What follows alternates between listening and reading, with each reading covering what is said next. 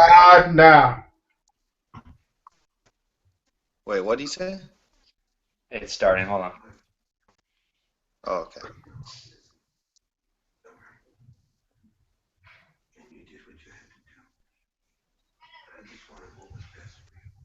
All right. We're live now. And go ahead, Tony. What's up, everybody? Welcome to this week's show of the BBL Show. I'm your host, Tony Camper, and today we have a special guest, world record powerlifter Jerry Alaniz. Let's go ahead and just start off with the video. Let you guys see what we're working with today.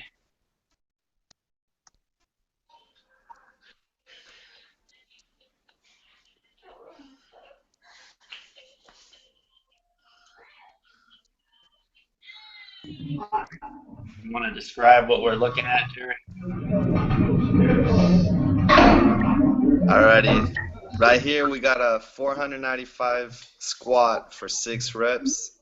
It's repping out my new suit that I've been trying to get into, man. I was finally able to put on, and then I was able to get in some good work with it. The one thing I'm missing though, like I told you, is those knee reps. I just need to have those knee reps on, man. The only problem is just finding that one person. This is pretty beastly. All right, so that was this week's guest, Jerry Alaniz. Welcome to the show. I've been wanting to get you on the show for a long time. Personally, you're one of my favorite members of the group, as well as I look up to Thank you you, as man. far as lifting goes. I see the numbers you put up. I see the videos you post, and the record you're setting, and it blows me. You're our barbarian. So anyway, let me introduce. Man, I appreciate. Yeah, no problem. Let me introduce today's guest. We have the lovely Brittany. Say hello. How's it going, guys? Nice to be here with you. Peace be with you. And the guru, Larry. Hey, guys. All right. All right. Mr. So, Larry. what's up? No, I said it's Mr. Larry in the house. Morpheus. All right. So Jerry, like I said, beast powerlifter. I mean, it's insane, man. You're what, 165, something like that? Yes, sir. Well, I range between 163 to 170, depending on what time of the week it is, man. When it Well, gets towards the weekend, I end up being 170 because I ate a lot. But I whenever got you. it starts the weekend, I tend to be a little bit less. I got you. So that's just your walking around, huh? Not even competition. Yeah, that's just like my normal weight. I try to keep, like when it comes to powerlifting, you always want to keep your walking around weight exactly where your weight cut should be at, because I find like if you have to make a huge weight cut, you end up losing a lot of strength from doing that as well. I agree. So that's like one of the key advice. Yeah. Um, actually, the last couple meets I did, I went about it wrong. My dad is my coach. He's a powerlifter. He still has records to this day that haven't been broke. But That's awesome. he told me, he's like, just cut your water a couple days before. And I didn't want to do that. I'm thinking, well, if I just taper down my weight coming into the meet, I'll be good. So my dumbass, I was losing the weight. I started going on a caloric deficit building up to the show. So when it came down to the weigh-in, my actual body weight was the competition weight, and then I could tell the difference. I mean, my squat always suffers the worst. I just felt really weak. Yeah, dude. And this upcoming meet, I plan on actually taking his advice and just kind of dehydrating a little, not dehydrating, but cutting water and that way after the weigh-in, just rehydrate and be back to my normal Get all walking the around. weight back. Yeah. So we'll see. But is that what you do, or you have a different method? Yeah. Well, my method, I always try to just taper into the weight. Like I usually weigh between like the 165 to 170. And with USAPL, they're really picky, so they want you to be at 163 since they're doing the kilograms. Well, they're doing the 74 kilos. So that one's always a little bit harder for me to make the weight. So what I'll do is a week before, I'll make sure I'm around 165, 166, kind of like consecutively. And then about 2 or 3 days before, I'll start cutting down on what I eat. And then on the day of, I'll just make sure I weigh that same weight, so that way I can just make the weigh-ins. And then right after weigh-ins, depending if you're competing that day or not, you can carb load. Like if you're competing that same day, it's best you just consume a lot of water and a lot of carbs. But if it's the day before, then it's best if you just eat a lot of spaghetti or like steak or lasagna and stuff like that. Those are the best things to eat before. Yeah, we have a little tradition going after we weigh in, because I always weigh in the night before, and as soon as we're done, we go to Longhorn Steakhouse and big ass steak, potatoes, eat all the free bread, like go to town. Yeah. That bread stacks up, man. I'll eat like yeah. 7 of those damn rolls, dude. Oh yeah, all you can eat. I'm like, keep them coming. But Yeah. let's rewind a little bit. I ask a lot of the people who get on this show that the main question I ask them is, how did you get into this barbell life? It is the Barbell Life show, so. Well, man, I got into your Barbell Life page by one of my friends. Yeah, by one of my friends. Her name's Robin. She goes by Esperanza Garcia. I don't know if you've seen her on your Facebook page. You train her, right? Yeah, I train her, man. She's one of my good friends, and she introduced me to the page whenever it was back at 4,000 members. So I've been around for a while. Yeah, I know. You popped on the scene. I was like, "Who's this fucking guy?" It gets fucking killing my ego. I'm like, "Shit, I need to step my game up." But you know what? You need that. You see, people get content, they get complacent, they think they're hot shit, and then someone pops up and makes them have to reevaluate everything. And I mean, when I see your posts, your videos and stuff, I'm just like, man, it makes me want to step my game up, like big time. I would love to be able to like train with you if I was out there. And we will one day when this Barbell Life man. Barbell Life thing blows up and we start doing the world tour and all that. We'll definitely get some lifts in. Yeah, dude, we're definitely gonna do it on a deadlift day too. Oh yeah. So how did you get into like the Barbell Life as far as like working out and stuff like that, training? Way back. How did it all start? Oh, well, when it comes to like lifting and stuff like that, I got into it like whenever I was a freshman in high school, and I just did it just to look pretty, just to get in a little pump, and I wasn't really looking to compete or anything. And it wasn't until I found my coach my junior year, he kind of like sparked my interest into it. My senior year, I ended up going all the way to state, and I bombed out on deadlift, which is kind of very unfortunate. But the reason why is, I'm going to tell everybody now who plans to compete, is on the bar, there's this guy that went before me. He had a shitload of chalk on his hand. Like his whole hand right here like that looked like a glove, dude. Like that's how white his hands were from the chalk. And the guy left a lot of residue on the bar, and I didn't tell the guy to clean the bar before I lifted. So on the second lift, it ended up slipping from my hands, and I just couldn't get it, man. And I ended up getting disqualified at the end. So you're saying too much chalk will make it slip? Too much chalk is bad. Yeah, too much chalk is bad, man. Okay. In my opinion, at least. For for our guests that really don't know a lot of the lingo as far as powerlifting goes, explain what you mean by bombed out. Oh, as far as powerlifting goes, okay. When you're at a competition, the way it works is you get three chances to place your highest lift. So on your first attempt, it's very kind of like you might want to go low, like as an opener. So let's say 50 to 60 pounds under your max. That'll be your opener. And let's say if you don't get your opener, that's the time whenever I missed because of the chalk, and you move up in weight, which was my bad decision. I moved up in weight without setting an opener, and when that happened, I wasn't able to make the lift. So on my second attempt, I didn't get it, and then on my third attempt, I didn't get it again. So that means that I'm disqualified since I didn't set the weight. So I basically got disqualified from the competition because I didn't make the last lift. So what he's saying is, It's you have 3 attempts. You want to make your first attempt something you know you can hit.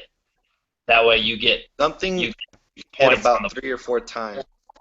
yeah, something you're for sure you can hit, just so you can put something on the board, and you don't have a big fat goose egg there because you Yeah.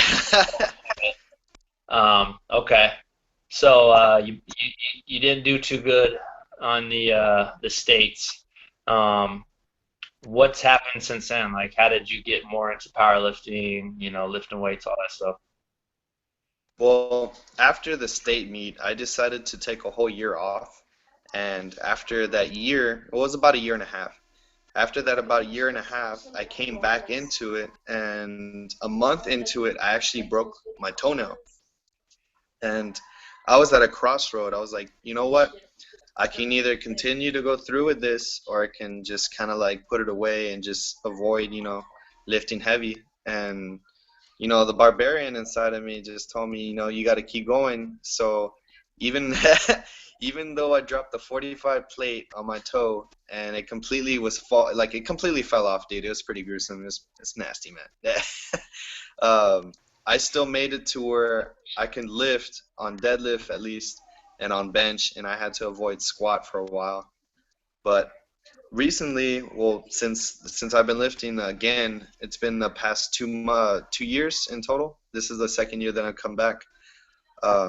And what I've been doing is just a lot of volume training. And the main secret I'm gonna tell everybody right now, and if you find yourself that you're plateauing in any way, is changing up your stance. Change up your stance for about 3 to 4 months. And I was telling Tony this a while back. Let's say your predominant stance on deadlift is going to be sumo. You might want to switch into either semi-sumo, which is going to be a little closer, or switch into conventional and do some rep work and sets for 3 to 4 months and then come back. And once you go back to your original stance, you should come back a lot stronger. And that's the way I've been kind of like progressively building my way up. Because a good lifter is not going to be strong in just one stance. He's going to be strong in all of them. So that way you can build the different parts and muscles of your body. And that's what I found that helps me the most when it comes to progressing. Because that's all it is, man. Lifting weights and being a power lifter, you always got to be hungry for more. See, Tony always sees me posting those videos, man. I'm like, whenever I do something like a PR, I always get hungry for more than that, man. I'm just always thinking forward to the next time of beating that weight, because it's never enough. Yeah. You can't be satisfied. If you are, you get complacent and you stagnate. I'm glad you said that, because I've actually came to a plateau on my deadlifts recently. It's weird because before that it was my squat, and I got weak and I couldn't figure out why. So I just said, F it, and I started all over again on my squats, started doing a lot of rep work at light weights, gradually building back up to my max. And the past few weeks, every week I go in there, I'm just getting a new PR like nothing. Numbers I wasn't even close to before. So nice. But the problem was now, and you made me think of this too, is my deadlift just kind of is in the same boat. Like, Just stagnated. yeah, it's stagnated. It's gotten to the point where, um, you know, I'm having a hard time with the weight that I used to rep. So now that you're saying switch up the stance for a few weeks, a few months, I'm gonna actually try that. I usually lift conventional, so I'll try out some sumo. Oh, so your usual stance is conventional? Yeah, but Okay. whenever I try sumo, Well, man, I the feel one thing you need to make sure, dude, is wait, Go ahead. what? Go ahead. No, it's because like you kind of like it lagged, so it looked like you stopped talking, and then like I just saw your mouth move, and like your face was still. Like I don't know, dude. It kind of freaked me out a little bit because I don't know this thing. I don't know if it's me that's freezing or if it's you. It's probably me, dude. My Can you hear me? internet's. Yeah, I hear you fine. Go ahead, man. Okay. So what did you say exactly? That you're doing sumo? Yeah, I always lift conventional, but I'm gonna switch it up and but now that you're saying that, I'm gonna try to go sumo for a few months and see how that works out. Yeah, like if you're a lifter out there and you're planning to make the switch to a different stance, what I really recommend you do is you spend 2 or 3 days out of the week working with 60 to 70% just to mess around with it and just to feel the weight and work on your form. And what I really recommend you do is after that week, you start doing volume work, and you might want to look into that small off squat routine, the one that I told you. Yeah.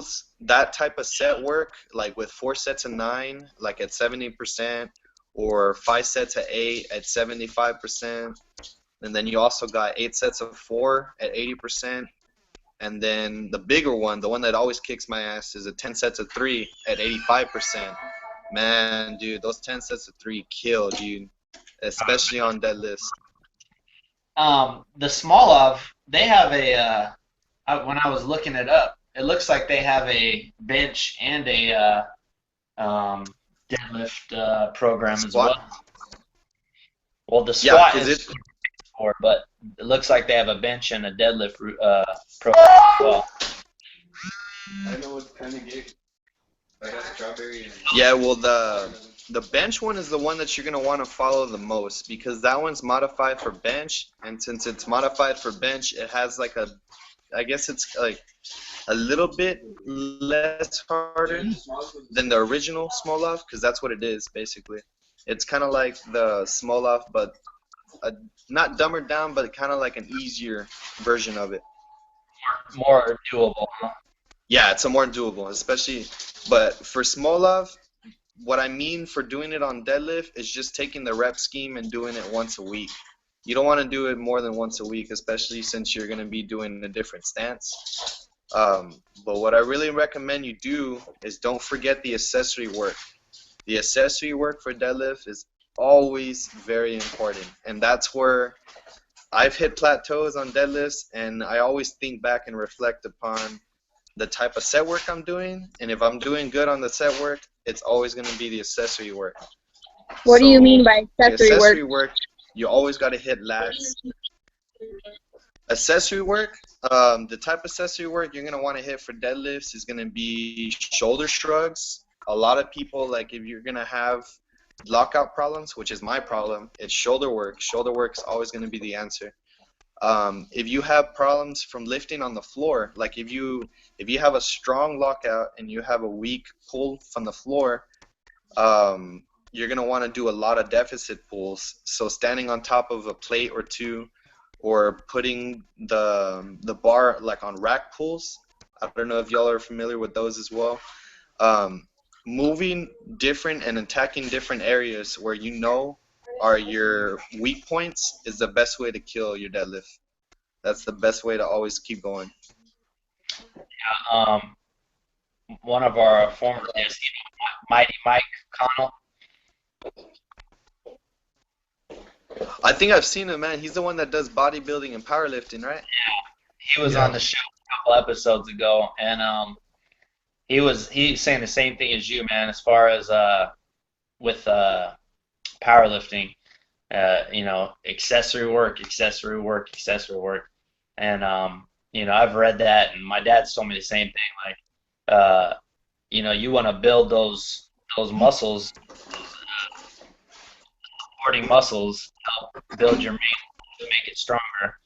And a lot of people don't realize that. They'll just stick to what they're doing. But some of the strongest dudes in the world, you know, they're doing like hip abductors, adductors, things like that for squat. Even like calf work, things like that. But yeah, accessory work is huge, man. So real quick, I just wanted to cover for some of the guests that don't know about the different stances.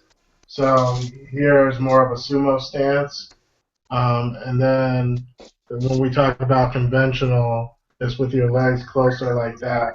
And that thing in the bar here that they're showing is pulling the slack out of your arms, which Tony has covered several times about pulling the slack out, where you so you can see the different stances there. Right. You see those different stances? Yeah. Go back to the sumo. Sumo. Sorry, here we go. So, Jerry, what Yeah. what advice would you give for someone who's looking to deadlift sumo style? What are some main things Sumo? they should? Yeah. Like, what are some main things? Okay, well, for sumo, what I found helped me was I was originally semi-sumo. And with semi-sumo, if you can just pull up that picture again, Tony? I mean, Larry, I'm sorry. Where she This has... one? No, the other one. This one? Yeah, in that picture, she's doing regular sumo. That's standard sumo. Semi-sumo is whenever you have your legs in just a little bit more, like closer, and you're gonna basically be on the rings on the bar. Like, you know where that has the rings where you put for your bench, like whenever you bench? Yeah, with the threading Yeah. where it's, and then you have the Yeah, where the threading is at. Not in the middle, but towards the end, because they Right have here? 2 rings. There's the one in the... Yeah. On that, what I do is I'll line up my feet on that, which is what I call semi-sumo. And on semi-sumo, it kind of enables you to be more stronger on your lockout, since you get to engage your back muscles a little bit better. But what I recommend for people that are trying to do sumo is to try both, to see if you're better as a semi-sumo puller or as a wide sumo puller. People who have predominant wide squats are going to be sumo predominant, like, which is going to be a little bit longer, and people who have stronger backs are going to like the semi-sumo a little better. But what Okay. I find is that if you... Huh? One question that I have when looking at that picture that Larry has up, you know, if you're doing conventional deadlifts, when you drop your hips, how you're supposed to make your shins touch the bar, right? Are you doing the same thing for this when you're setting up for a semi-sumo or for a sumo lift? Like, do you have it rub against your shins? Is that what you're asking? Yeah, do you make the bar touch your shin? Well, conventional, to be honest, you're supposed to have it in front of you. Like, if you're going to do a little bit closer stance on conventional, the bar doesn't scrape on me. But it just depends how far you have it away from you. But on sumo, I find that it scrapes the shit out of my knees, man. Like, it pulls the hairs from the side of my knees to the point where, like, I'm chafed there. Like, I don't have any hair there sometimes. It looks pretty bad. But when it comes to pulling on semo, I feel better whenever the bar is grinding against my legs. But on conventional, I like to have it away from me. I get what you're saying. Okay, so walk us through how you do the sumo stance. Like, what are you doing as far as your setup and, you know, the entire lift? Okay, I'm gonna have to ask my girlfriend to help me out for this one, man. I'm gonna flip the camera. I'm gonna show you how I set up. That works. Okay. Okay. It's my mama. No, the other way, man. Oh, sorry. Sorry. Turn on the light. Turn on the light. She wants So how do you get it to face? There you go. Okay, that's right. Okay, No. can y'all see me? It flipped back sideways. Are y'all seeing it sideways? Yeah, you want to flip it long. Oh, I'm sideways? Yeah. So how do I turn it? See, when I turn it this way, Okay, there. that's perfect. There, You have it. straight? You have Yeah. it. That's straight Oh now. my god, okay. Okay. Here's what I do. For sumo, the best way to do it is you're going to want to start, if you're right foot dominant, I like to put my right foot first, and then you'll put your left foot right there. And it takes a little bit of practice to get the footing correct, but once you get comfortable and putting your feet, what I like to do is picture the bar right in front of you. To make sure that you're even, and what a lot of people have scared of when it comes to sumo is your legs and making sure they're completely even. If you pay attention to my foot, this is a semi-sumo stance. This is where picture this is where the line is going to be where I was telling you. Yeah. For the wider sumo, you're going to be a little bit more out, which is going to be about right here. And what I feel is better is whenever you have your stance and you're barely starting on sumo, you're going to want to come down and touch the weights and make sure that you're even on the bar. And once you're even, you're going to want to grab, and what you really want to make sure is that you don't stick your ass out, or if you don't come all the way down too much, which is what a lot of people do.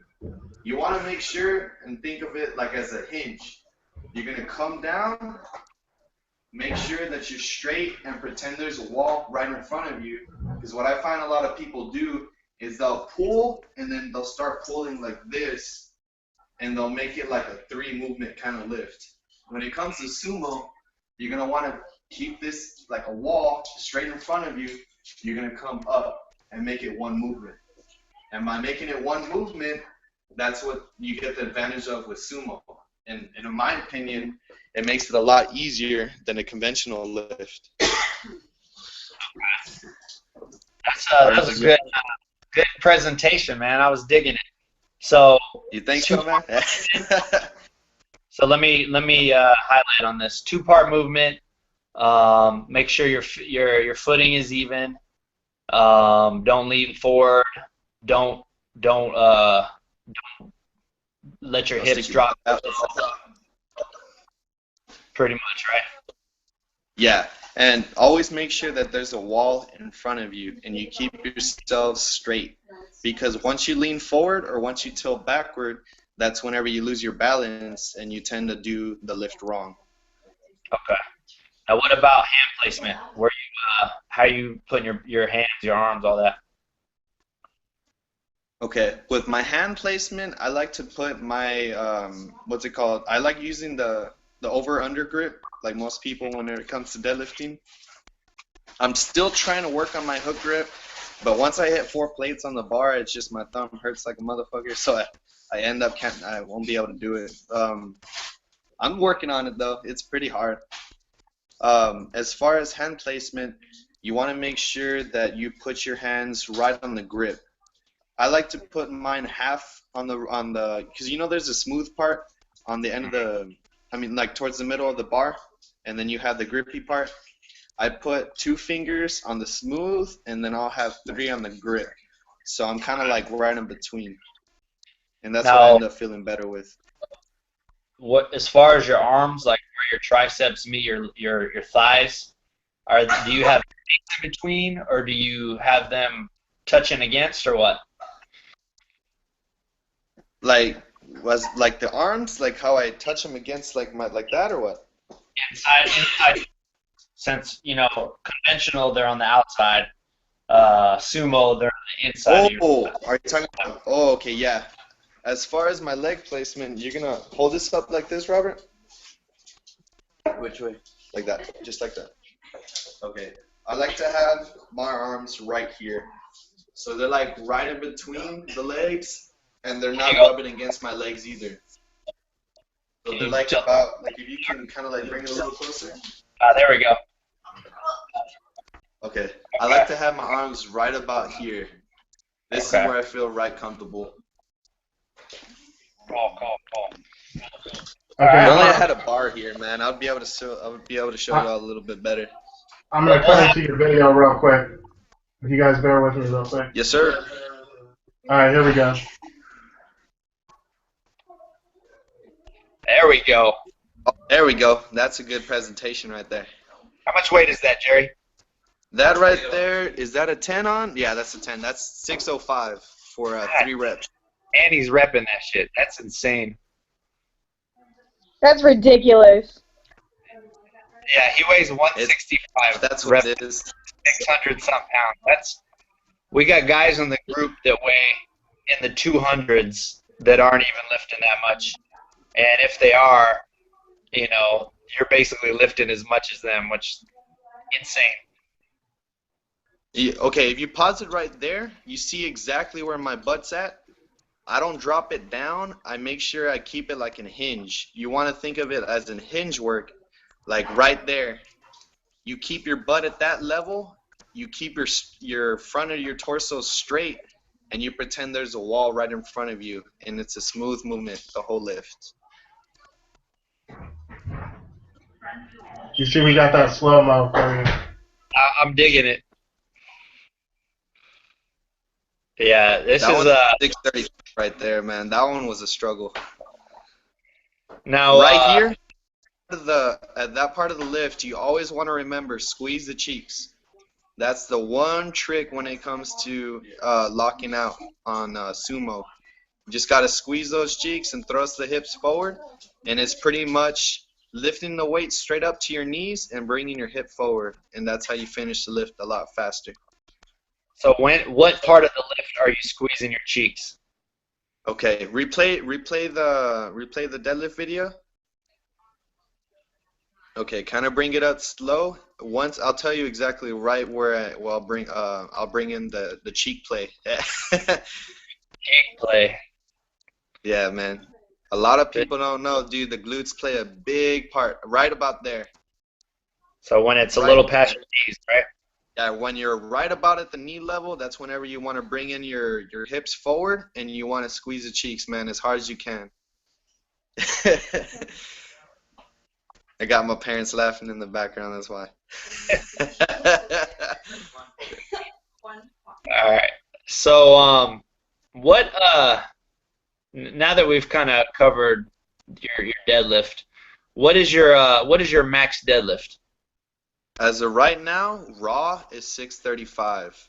When it comes to geared, I'm not entirely sure anymore, because the last time I maxed out with a suit was 645, and that was back in Vegas. So Okay. I didn't do it at Vegas, unfortunately, because I wasn't feeling too great, but it was right about the time I finished the dead.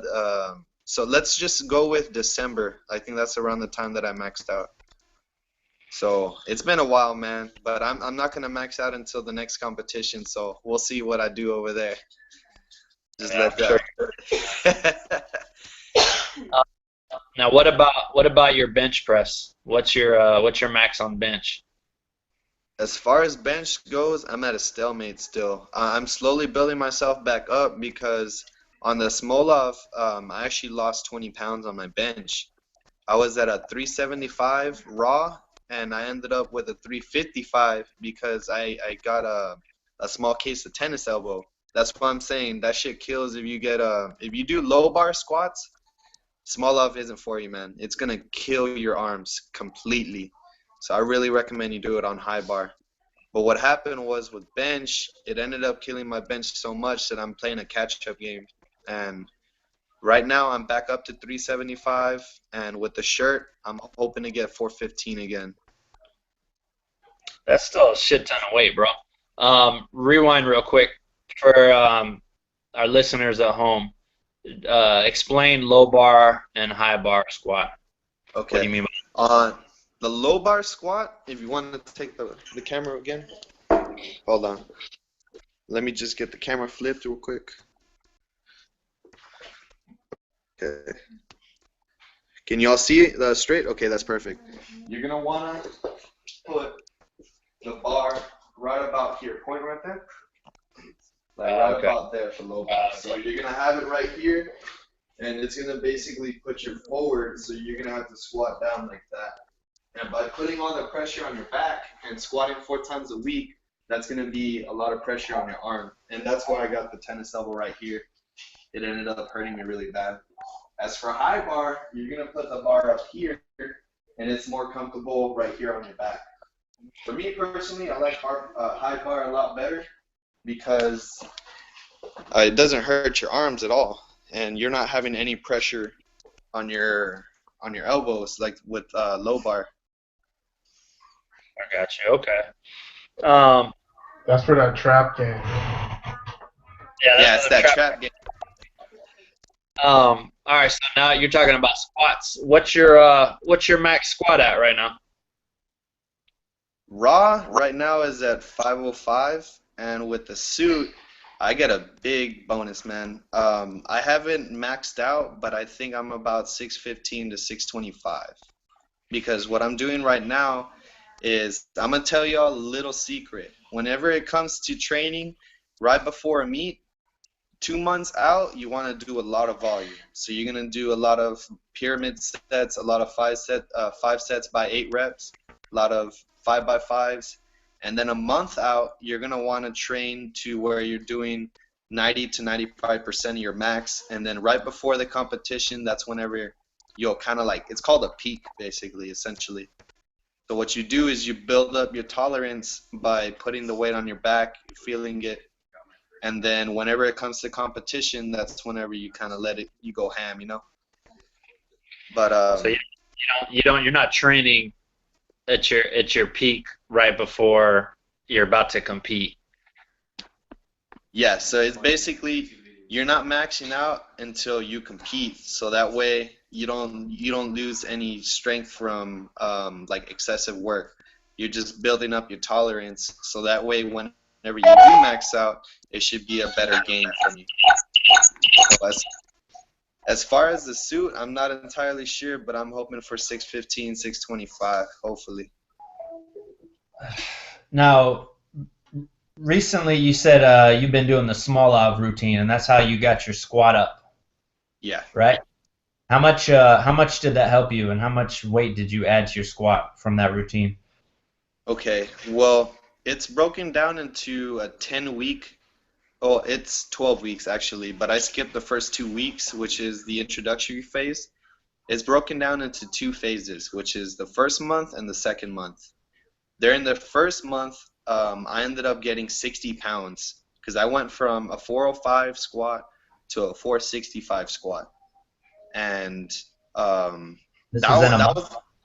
was just a month, dude. In about 4 weeks, I shot up 60 pounds. And That's then crazy. shortly after that, it was short-lived.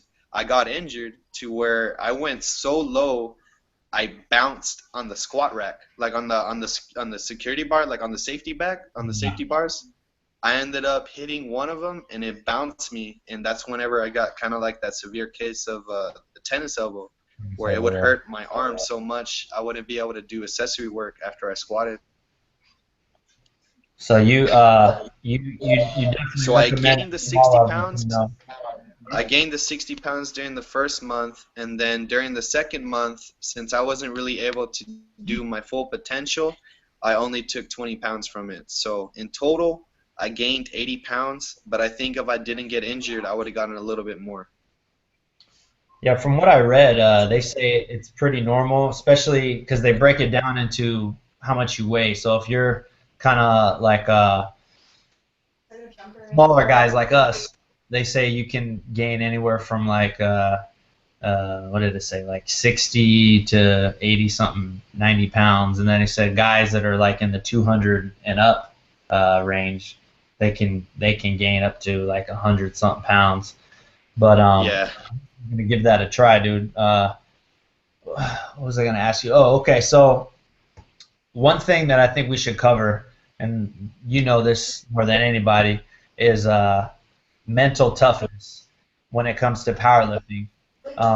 You have to be real strong in the head. You have to be able to, tell yourself, I'm gonna fucking get this weight off the ground, or I'm gonna hit this max. I'm gonna hit this rep. What kind of things do you do as far as psyching yourself up, or staying confident, or just having the right mindset to attack those lifts and follow through? Well, what I find helps me, dude, is just music, man. I just get in my own world. You got to get in your zone. You have to focus. When you get to the gym, it's shut up and lift, man. That's my motto. I actually have a shirt that says that in the back. But when you get to the gym, you put your headphones on and you work out, man. You don't do anything else. You get off your damn cell phones. Stop doing the talking. Just lift. That's pretty much it. All you got to do is you gotta focus, man. What I do, and like before, like if I'm doing a heavy lift, I like to psych myself out by, I'll get a little like jumpy, I'll get aggressive, like you gotta. It's kind of weird how we have our own little rituals, like me, I'm a grunter. I like to go, like you gotta. I think we have video of that. But as far as preparing for the lift, what I like to do and what I follow by what my old coach used to tell me is you have to visualize yourself doing the lift before you even try to attempt it. You have to see yourself visually doing it in your head and saying you can do it, and not letting that inner voice in you saying, shit, that's a lot of weight, I can't do it. You gotta ignore that voice. You gotta say, like, I'm gonna get that weight, Yeah. You have to want it. Visualization is definitely key. One of the things I notice is, you're no matter what, you're gonna have that voice in your head saying, "Oh, that's too heavy," or "Oh, you can't lift that much," or even visualizing yourself bottoming out, or not being able to hit the lift. But like you said, man, you gotta push that to the side and just see yourself doing it and believe in yourself. That's the hardest part, I think, when it comes to this powerlifting thing is, having a mental toughness when it comes to, being able to lift heavy weight. But you mentioned music. I'm the same way. I'd like to have something be on my iPod before a lift. Like, no, I need to find that perfect song. It's like, all right, here we go. I'm the same exact way, dude. For the listeners out there, what are some like some artists or some bands or something that you recommend as far as getting in the zone, good lifting music? Well, when it comes to like squat days, I like to listen to metal, dude, like that kind of stuff, Yeah. But when it comes to bench days, I like to listen to rap, dude. I don't know, like I get in my grind when it comes to rap. Like I'll listen to Waka Flocka, or I'll throw in some 2 Chainz a little bit. And then when it comes to my squat days, I'll listen to bands like Born of Osiris or For Today, or I don't know if you're familiar with Five Finger Death Punch. Yeah, I've heard of them. They're kind of popular. Man. I like to listen to like heavier stuff most of the time, but I'll switch it up with the rap game a little bit. Okay. Yeah, I'm the same way. It whatever mood you're in, but yeah. Larry, you got those questions? There was a couple questions from the. Yes, we have quite a few questions I have. Let's go ahead and I'll start those off. I know there was some directly for Jerry. Let's knock those out. I don't know if I got those. Where were those at? All right, here I'll find them. You go ahead and start the first batch of questions. Okay, Desiree Griffin asked, and here we go. Let's see. Let me get the questions up on the screen. Okay. So our first question comes from Desiree Griffin, and she's asking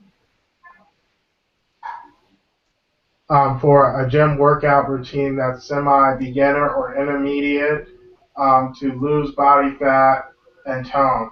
I don't want to bulk up. Is there anything that she can do? And so, Oh, go if ahead. you want to go ahead and start first, go ahead. Yeah, I was gonna let Brittany start with that one. She had that grin, like I knew she was gonna anyway. Well, I want to address the first thing that a beginner that's weightlifting isn't going to bulk up. Desiree, if you're lifting, I would suggest going and lifting a moderate weight, something where if you're doing a workout and getting to 10 should be rough for you. So that would be, I would consider that to be a moderate weight, and stick with that weight and keep doing doing workouts that you're comfortable with, whether it be on machines or free weight, and incorporate some cardio. That is going to give you the lean muscle mass that you need to burn fat, and it's not necessarily going to make you're not going to accidentally get huge, so don't worry about that. There's a lot of stuff that you have to do on the sidelines to start getting big as a girl. So I would just say to stick along with that and do your research. If you have any questions, you can contact me personally. I know Carla's freaking genius when it comes to lifting. There's a lot of girls in Barbies, so if you're not in there, you can come and talk to us in there. And Dana Lynn Bailey, I freaking love looking up her workouts. Nice, all right. Anybody else want to tackle that, or you guys want to move on to the next question? I think Brittany pretty much sums it up. Go ahead. I was just going to add, you're not going to bulk up just by lifting weights. There's a lot to it. So you don't have to worry about it. I think one of the things a lot of women do a bit wrong is they lift extremely too light, and as a result of lifting too light, they don't see much improvement. So you do have to lift a bit heavy to start getting that tone that you want, if you want the tone and everything else. And that's going to help you cut weight the quickest, is by lifting a bit heavy. That's not going to make you a guy. That's not, or anything like that, or give you any bulk. But it will help you, if you have any loose skin, it'll help pull that in and everything else, more so than the cardio. Like if you look at the cardio in your gym, if you go to a gym, you'll notice over time that's generally where the biggest people in the gym are at. So, take a cue there, look at the weights, lift a little bit heavy, to where you're comfortable. You can do like what Brittany said, about 10 to 15 reps should be good. If you can do that, if you're doing way more than that, you probably need to go up in weight. So probably keep it to 10, 15 weights, look online, ask questions. Real quick too, like Larry said, a lot of women aren't lifting heavy enough. They're lifting really lightweight and kind of just going through the motions. One thing you want to focus on when you go to the gym is don't just go in there and work out willy-nilly and kind of just mosey along. You need to go in there and put like Jerry said, put in work, like attack it, get in the zone. Go in there and just push yourself. Your workout should really challenge you, and you should leave there feeling exhausted and like you left it all in the gym. If you just go in there like it's just kind of a chore or something, not a chore, but I'm trying to think of like an errand. You're just stopping by the gym, doing some stuff, going on to your next thing. That's not how it should be. You should go in there and kill it. Put everything behind your sets. Push yourself. And when I say push yourself, I don't mean 9, 10. No, like you need to. If you're stopping at 10, then you're wrong. You should try to go to 12 or 13 or 14. Like push yourself. That's something that a lot of people don't do. And if you don't do that, you're not going to grow muscle. That's what I tell my friends when I lift with girls, like whenever I lift with anybody new, and they ask me what we're going to do, I say, you don't stop, or don't stop before you get to this number, but like, don't stop before 10, but try to get 15.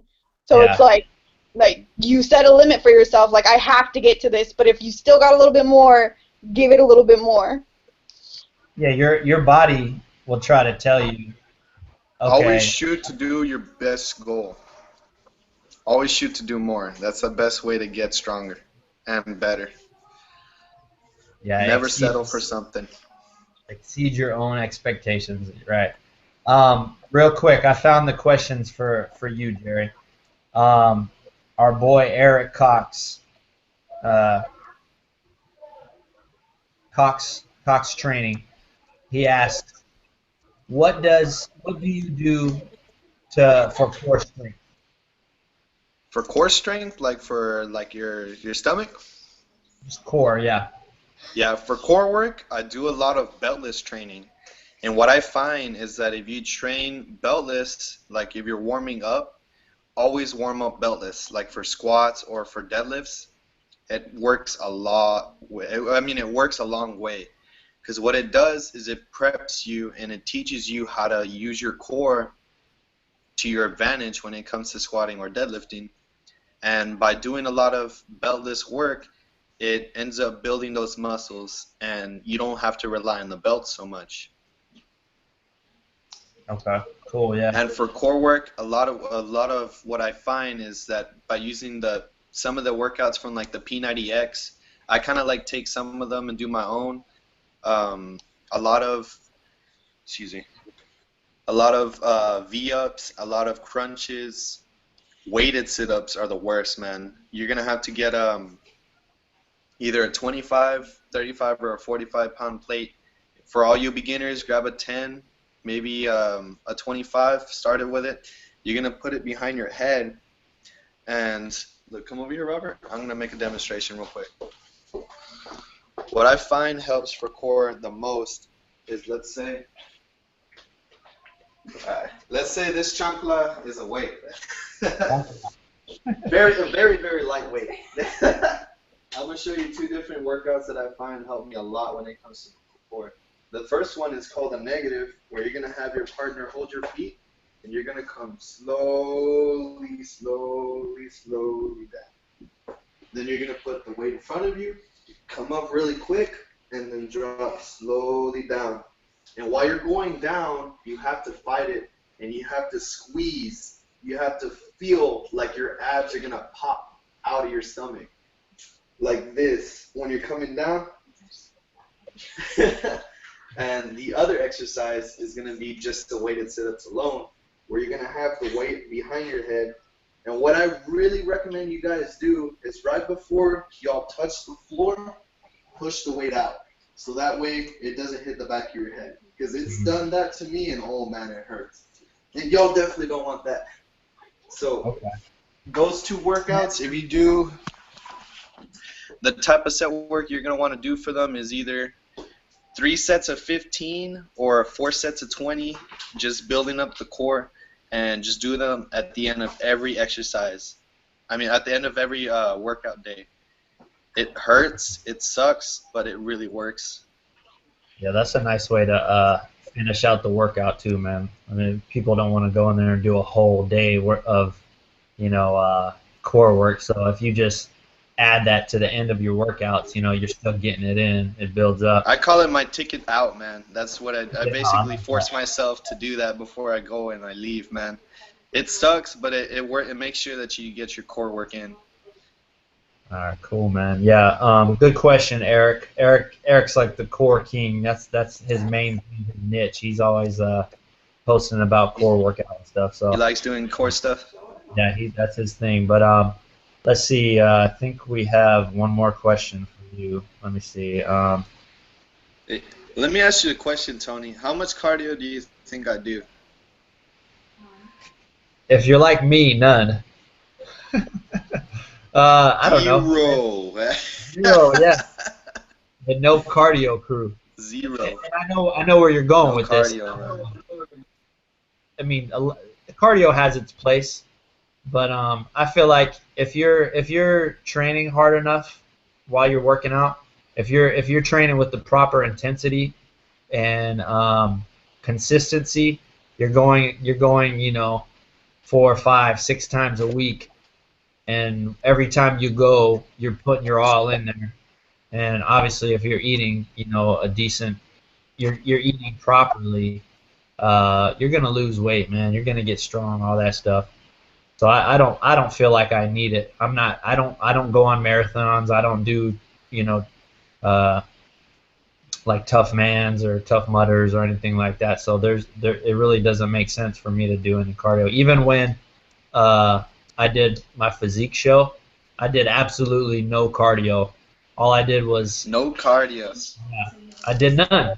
And I see these guys training for shows, and they're just always on the treadmill and stair stepper, and I'm like, you know, that's cool if that's your thing, but for me, I knew I didn't need it. You know, I ate right, I tracked my macros, I stayed at a caloric deficit, I trained with high intensity when I was in the gym, lots of consistency, I never really slacked off, and I came in leaner than I had ever been, and you know, that my leanness is what helped me win my little trophy right here, compared to the guys I was on stage with, because there was guys that were way bigger than I was, but you know, their conditioning wasn't what mine was. And I guarantee you, most of those guys were hitting cardio like crazy.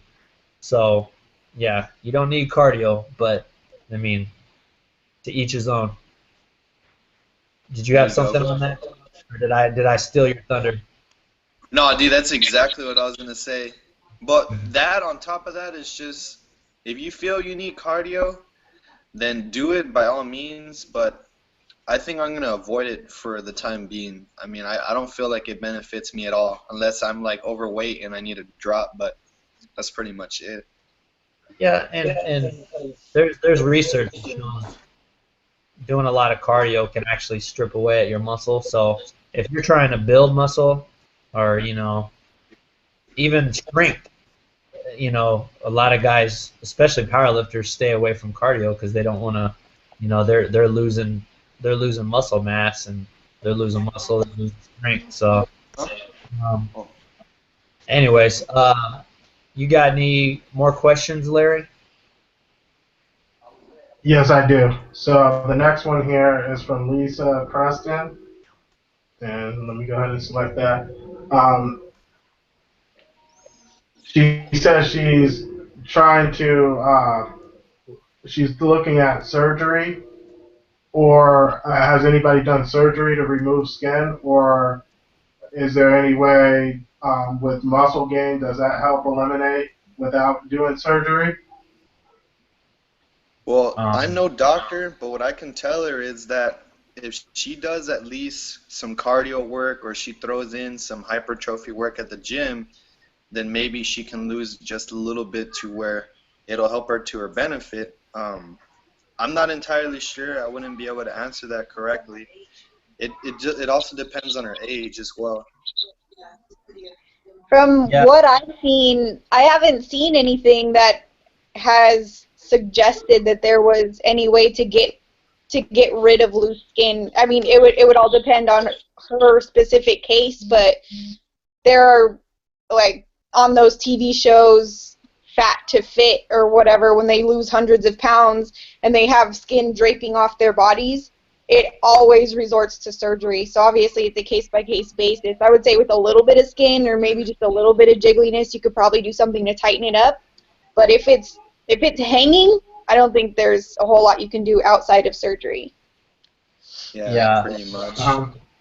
What I do know about that, it depends a lot on how you lose your weight. If you lose your weight doing a lot of cardio, you don't get, your skin doesn't conform, and because your skin will automatically tighten if you do weight training with it. So you won't have as big as an issue, if at all, if you do weight training. So a lot of people, especially if they're having kids, they'll say, let me go out and do a bunch of cardio, and they'll hit the street or do whatever, and they'll lose a lot of weight, and then as a result, or even bigger people, they'll have a lot of skin hanging. Whereas if instead they got in there and lifted weight, if you lift weight, your skin ends up tightening around that automatically, so you're less likely to end up needing surgery to deal with loose skin. Yeah. So a lot of like weight training would do the work. Okay. Yeah, I was gonna say if you lose a lot of weight quick, and like Larry said, you do it. Well, I don't say it the wrong way, but like these people that do these like crash diets or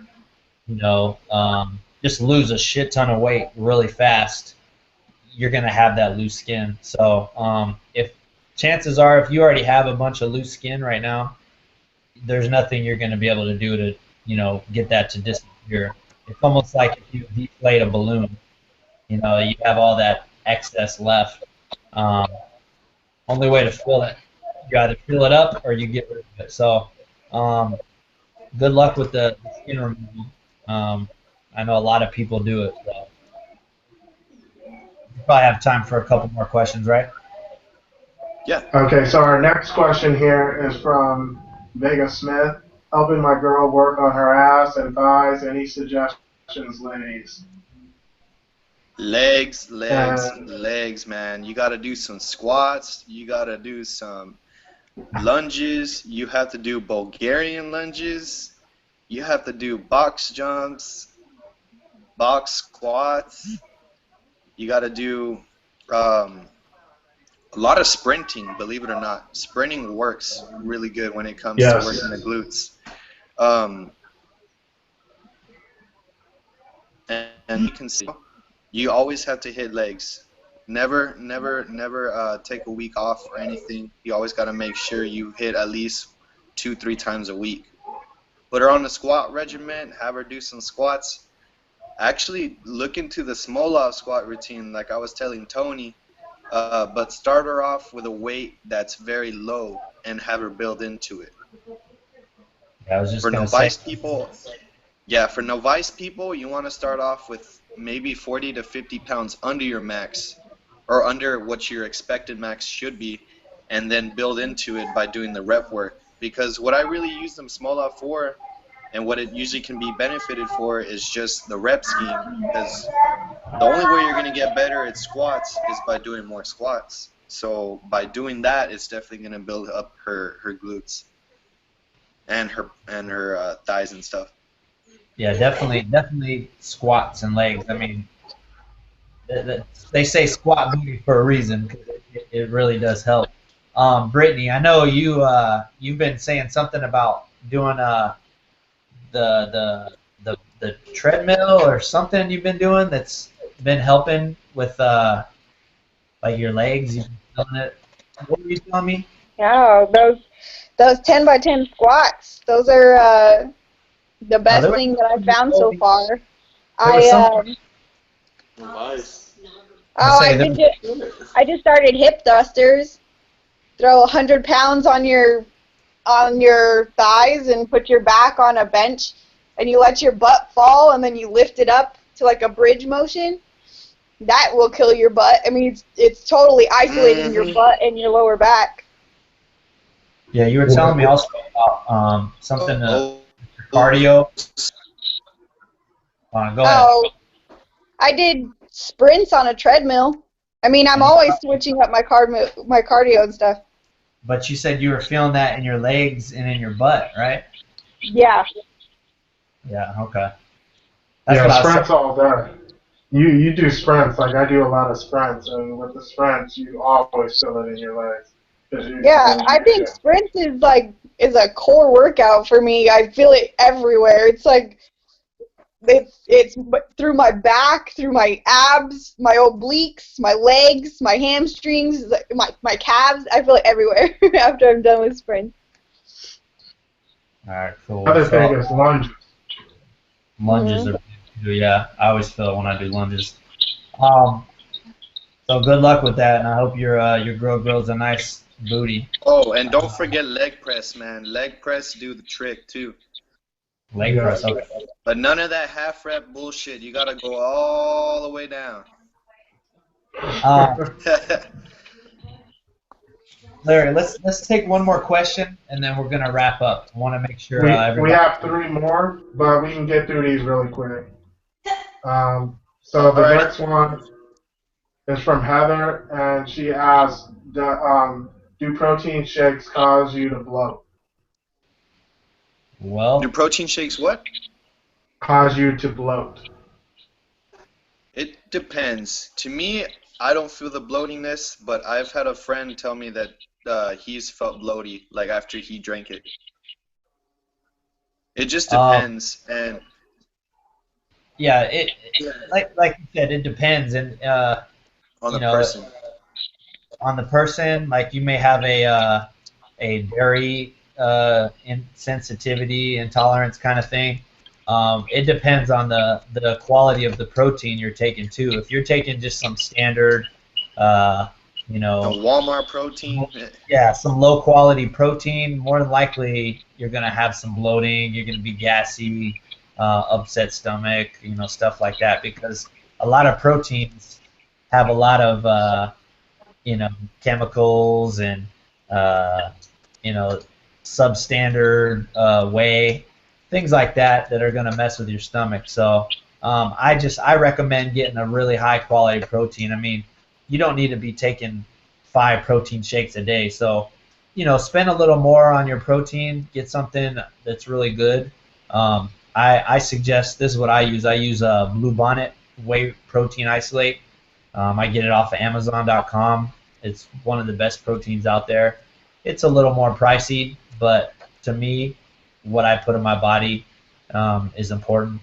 So I'm willing to shell out a few more bucks in order to make sure I'm getting something quality, and it doesn't have a bunch of fillers and chemicals and artificial sweeteners and all these things. It's all natural. I think there's like 5 or 6 ingredients in there. Hold on, I'll show you real quick.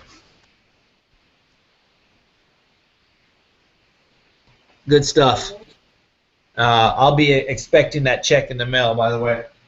I was just about to say, are we doing product placement now?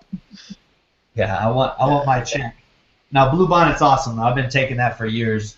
Brittany takes it, so she can preach on that. But To move on real quick, Jerry asks, love the group, but I have a question. Why do certain things bother people? CrossFit people don't respect high green, Phil Heath, or some of the bodybuilders don't like CrossFit methods or training. What is our thoughts on that? And I'll say we in the group accept everybody, CrossFit, bodybuilders, powerlifters, calisthenics, anybody like that. So we try to make an environment where everybody gets along. Obviously, people are going to have their preferences, but from our stance, we try to give everybody props for whatever it is that they do relating to fitness. yeah, well said. This is we call it the barbell life, and that's all encompassing. So it's not just power lifters or CrossFitters or you know stage competitors, bodybuilders, whatever. This is a lifestyle. If you're into lifting weights, if you're into bettering yourself physically, taking care of your body, working out, that's what the barbell life is for. That's what it stands for.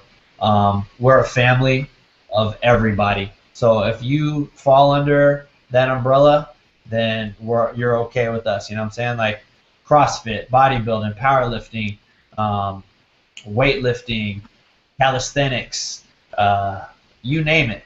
If you're doing something to better yourself physically, you're part of the barbell life. Part of the movement. That's all. Yeah, that's all that matters. So we don't have any hate. We actually, when we see posts where people are bashing CrossFit or bashing, powerlifters or whatever, we delete it. There's no room for that, and that's something we're trying to do with this this barbell life movement is, get rid of that nonsense. We're all brothers and sisters in this thing. We might not be doing the same workouts or we might not have the same goals, but we're on the same mission. We're trying to improve ourselves. We're trying to better ourselves, and that's what it's all about. So, yeah. Yeah. And one of the other things is, there's a lot, you'll go on YouTube and you'll see a lot of shows will try to make fun of people for not being good at lifting weights or anything like that. We all started at some place. And so with the Barbell Life, we know that not everybody's going to be at an expert level or even an intermediate level, and they may not do all of their workouts right. But that's why we say post your workout, let people give you constructive criticism on how you can improve and be better. Because a lot of time people go in the gym and they don't know what to do, and it's not until they get injured or someone enlightens them on the right way to do it, and then by getting that constructive criticism. And when I say constructive, there's a difference between that and dissing someone. So, we try to give constructive criticism to help people get better so they don't get injured in the gym, so they are making those PRs and getting the gains that they want and able to teach other people. So it doesn't matter if you're at, Planet Fitness or whatever, we just want to help you get your gains and be a family and helping each other share that experience. We don't want to be like those other groups that are more or less dissing people because you're not a pro. Yeah, your squat was 2 centimeters too high, or you're wearing gloves. People try to bash you for whatever, and that's not what it's about. You should be encouraging people, not trying to hold them down, and that says a lot about the person. If you look on the group, you'll see people come on there and they're not doing much, or they're overweight or whatever. But you'll see people get on there and be like, hey, good job, man, keep it up. Or, like Larry said, constructive criticism. Be like, hey, buddy, that's great. Try this, though, or, change your stance. Or, we should be helping each other. You got to think of it as a family. That's what it's about. So, good question, though. So our last question here comes from Tim, and he says, how do you get rid of the lower back fat? Anything in particular outside of just the diet? When it comes to lower back fat, man, you're going to want to do cardio, a lot of V work cut for abs. That's what I'm talking about. V cut work. You're going to want to do, come here, babe. Show me. Give me the phone. That way I can show them a little bit. Okay, let me turn this. This workout right here works a lot on the lower back, and what I find is it helps. They spilled the drink. I'm just gonna do this myself. Okay, y'all see me all right? Yeah. Okay, on this exercise, you're gonna want to bring your legs in. And as you bring them in, squeeze your core. Squeeze this part as tight as you can, like you're tucking them in, and then you're going to let them out slowly. If you're going like this, that's not going to do you any good. You might as well blow on your thumb for muscle, because that's not going to do you good. You got to come slowly. Squeeze, feel the burn, let it out. Nice. Do that for about 4 sets at 15 to 20. You should be good on that one, man. And then another one that works on the back, well, this part right here is you're going to want to get on your side, line up your legs, bend them a little bit at the knee, and then you're going to want to put your hand behind the head, bring in your knee, and then come into it. And you should feel all of your oblique right here on fire. Nice. Like that. And come in, come out. Those 2 exercises should definitely do the trick when it comes to back fat, man. And That's awesome. be on the lookout for the Jerry Alaniz home workout videos, brought to you by the Barbell Life, coming soon. Yes, sir. Be on the lookout. Definitely. But yeah, a lot of people ask questions and they say, how can I get this or how can I get that without, not so much, without diet. And you can't spot reduce fat. Like, that's just a fact. I can't just target a certain thing and get rid of fat in my thighs or my calves or whatever. Like, you have to lose the body weight in order to see those muscles. That's just how it is. But I mean, like Jerry was showing you, there's workouts that you can do that are going to help you build more muscle in those areas and tighten that skin, things like that. So no matter what you're doing, though, make sure your diet's right. Make sure if you're trying to lose body fat, you're at that caloric deficit. Um, put those things together, it's a combination. You can't just work out and get what you want. You got to eat right and you got to work out. So, good question. Thank you very much. So we'll go ahead and wrap up now. I'll go ahead and segue into the Barbell Life. The BBL show is proudly brought to you by Barbell Nutrition, the Barbell Life supplement brand. We have here Plutonium, which is our pre-workout. Stuff's great. You'll see. And we're going to, at the barbellnutrition.com website, we'll be having up the ingredient panel real soon and all the highlights on what each product does.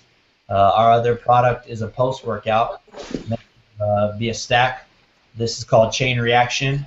Also, this is actually going to be like nothing else on the market. It's going to have a lot of the ingredients that, because people are buying this and that and that. This has everything all in one, so it's going to be all encompassing. This is going to be pretty much the ultimate stack, pre-workout, post-workout. We're planning on releasing it next month, so stay tuned for that. But like I said, barbellnutrition.com. Go to the website, sign up for the email list, and that way you can get discount codes, product updates, and you don't want to miss out on the pre-order sales that are going to happen soon. So if you're signed up, you'll get an email with the link to let you know when that's going down. So stay on the lookout. And I want to say big thank you to Jerry. Thank you, man. Probably one of the best guests we've had yet, man. You're natural behind the camera. You got a lot of good information to share. You're, like I said, you're one of my personal favorite barbarians on the page. You inspire the shit. Thank you, man. Back at you, brother. Out of me. I see what you post, and it makes me want to step my game up every time. So thank you for that. Thank you for being an awesome guest. Definitely gonna have you back. That's a no-brainer. So yes, sir. Do you wanna? And here's we got your poster from your recent meet. Tell the guys out there what you have coming up as far as your upcoming competition. All right, well, my next upcoming competition is going to be USAPL Nationals, and that one's going to be in Aurora, Colorado. I've been training really hard for this upcoming event, man, and this event determines whether I get into Team USA, man, and that's always been my lifetime goal, Team USA. Getting into that freaking team. Awesome. You're going to do so well, and that's where Thank I'm you. from, so it'll be your lucky charm. Yes, ma'am. Yeah, that's her hometown. So. I'm really shooting to go for first this time, man. I'm really shooting for first. And then from here, the next stop is Vegas, man. I'm gonna go back to Vegas again later on this year.